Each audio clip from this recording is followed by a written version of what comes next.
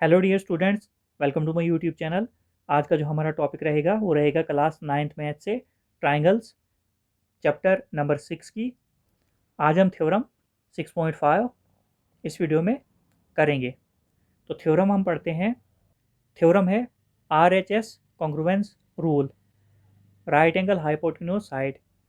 अब बोला क्या है थ्योरम में, if in two right triangles the hypotenuse and one side of one triangle are equal to the hypotenuse and one side of the other triangle, then the two triangles are congruent। Theorem में बोला क्या है कि अगर दो right angle triangles में एक triangle की हाइपोटेन्यूज और उसी ट्राइंगल की कोई एक साइड बराबर है दूसरी ट्राइंगल की हाइपोटेन्यूज के और उसी की एक साइड के, तो वो दो ट्राइंगल्स कॉन्ग्रुएंट हैं। तो यहाँ पर गिवन में हमें दिया क्या है वो हमने लिख लिया है, two right triangles A B C and D E F. तो यहाँ पर हमने दो राइट ट्राइंगल्स लिए, एक है ए बी सी, यहाँ पर राइट एंगल जो है बी पर है, रेड पेन से मार्क हमने किया है यहाँ पर। दूसरी राइट एंगल ट्राइंगल जो है वो है D E F. D E F यहाँ पर ये राइट एंगल हमने ई पर बनाया है। इसमें क्या है, इन दोनों में क्या है, एंगल बी जो है एंगल ई के बराबर है, एंगल बी जो है एंगल ई के बराबर है, ये वाला एंगल बी जो है एंगल ई के बराबर है 90 डिग्री। ए सी जो है डी एफ के बराबर है, ये जो ए सी हाइपोटेन्यूज है इस ट्राइंगल की, ये इस ट्राइंगल की डी एफ के बराबर है। उसके बाद बी सी जो है ई एफ के बराबर है, इस ट्राइंगल की बी सी जो साइड है वो इस ट्राइंगल की ई एफ के बराबर है, ये हमें दिया है। तो प्रूव क्या करना है हमने, triangle A B C is congruent to triangle D E F, ये हमने प्रूव करना है। तो अब हम प्रूफ में क्या लिखेंगे, तो यहाँ पर राइट एंगल ट्राइंगल है तो हम डायरेक्ट तो इनको प्रूफ नहीं कर सकते हैं, तो हमें यहाँ पर पाइथागोरस थ्योरम जो है लगानी पड़ेगी। तो सबसे पहले हम ट्राइंगल लेंगे ए बी सी, ये वाली ट्राइंगल हम लेंगे, तो इसमें हम लिखेंगे इन, तो यहाँ पर हम लिखेंगे in right triangle A B C, इसमें हम पाइथागोरस थ्योरम का यूज़ करेंगे। पाइथागोरस थ्योरम क्या होती है, हाइपोटेन्यूज का square is equal to perpendicular का स्क्वायर प्लस बेस का स्क्वायर। तो यहाँ पर हम लिखेंगे बाय पाइथागोरस थ्योरम, वो किसके बराबर होती है, हाइपोटेन्यूज का स्क्वायर, हाइपोटेन्यूज क्या है ए सी, तो यहाँ पर हम लिखेंगे ए सी का स्क्वायर इज इक्वल टू, उसके बाद परपेंडिकुलर का स्क्वायर ए बी का square,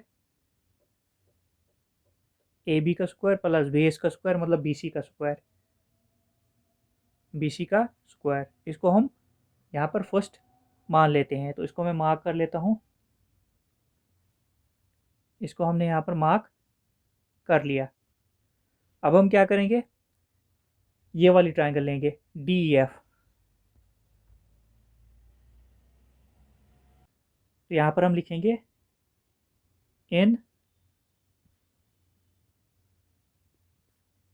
right triangle D E F, D E F, ये दूसरी वाली हमने ट्राइंगल अब ली। इसमें भी हम पाइथागोरस थ्योरम यूज़ करेंगे, बाय पाइथागोरस थ्योरम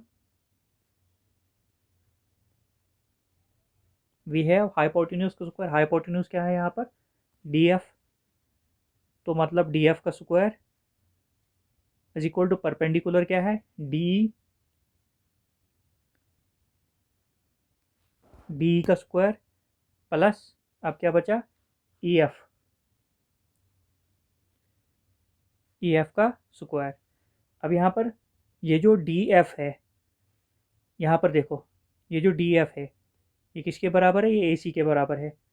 तो हम यहाँ पर डी एफ की जगह हम क्या लिखेंगे ए सी, ऊपर स्क्वायर है तो हम स्क्वायर ऐसे ही लगाएंगे, तो ये डी ई बिल्कुल ऐसे ही लिखा जाएगा, मतलब डी ई का स्क्वायर प्लस, उसके बाद यहाँ पर अगर देखोगे ई एफ किसके बराबर है, बी सी के बराबर, तो यहाँ पर ई एफ है, ई एफ की जगह हम क्या लिखेंगे बी सी, बी सी का स्क्वायर। इसको हम अब सेकंड लिख लेते हैं, तो यहाँ पर हम लिख लेते हैं थोड़ा सा,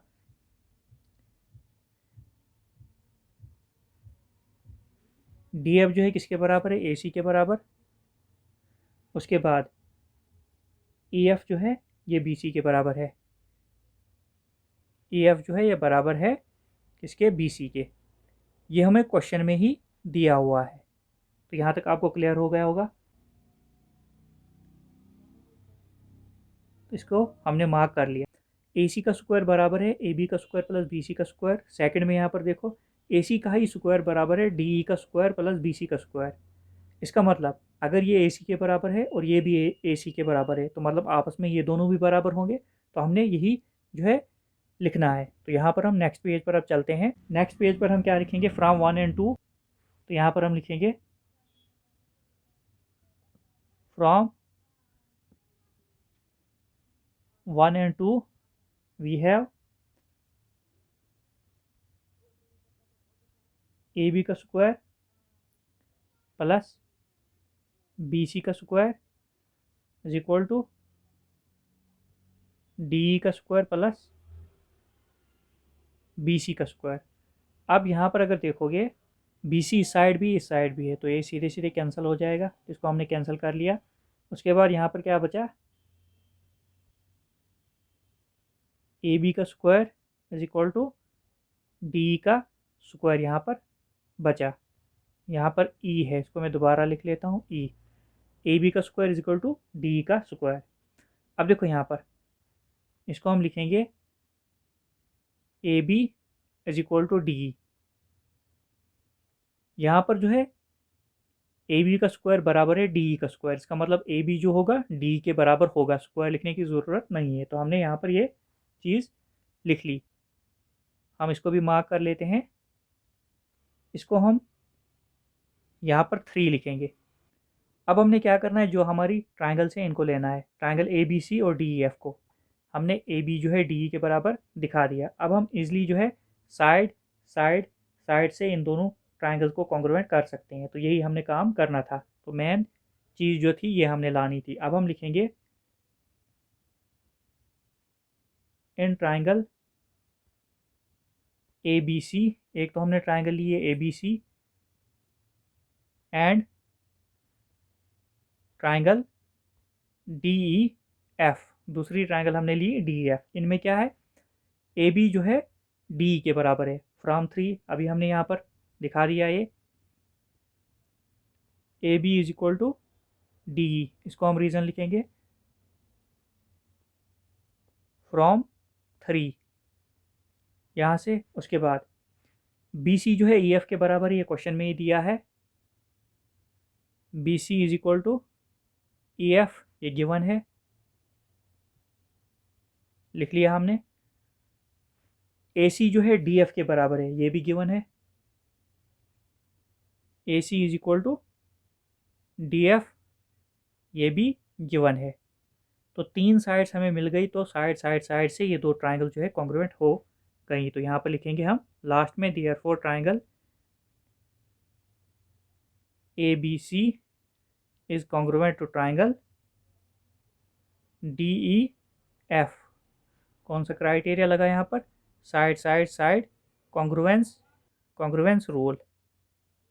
तो यही हमने करना था। तो लास्ट में हम लिखेंगे हैंस प्रूव्ड। अब जहाँ पर आपको समझ नहीं आती है आप कमेंट करके बताओ, मैं पूरी कोशिश करूँगा आंसर देने की।